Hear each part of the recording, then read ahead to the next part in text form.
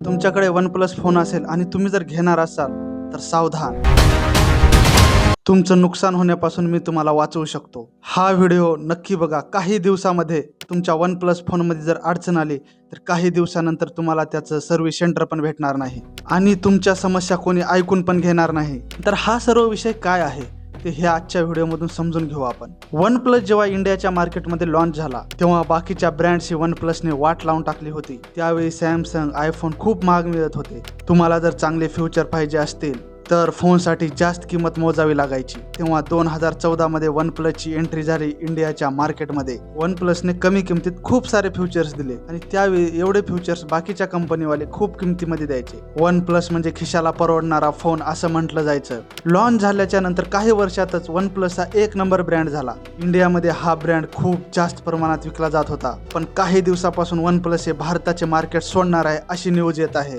जर्मनीच्या एका फेमस न्यूजवाल्याने एक न्यूज छापली।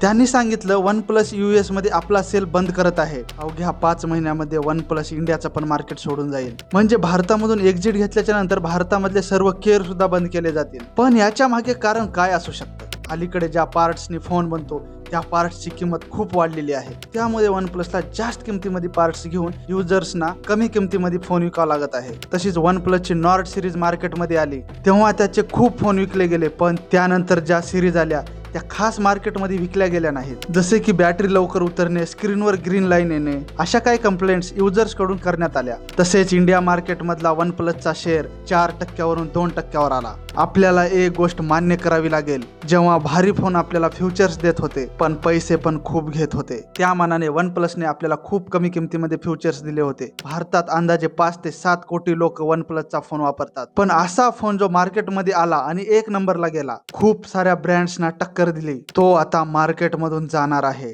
त्यामुळे युजर्स मध्ये निराशा दाखवली जात आहे। अशाच नवीन अपडेटसाठी आमच्या चॅनलला नक्की सबस्क्राईब करा।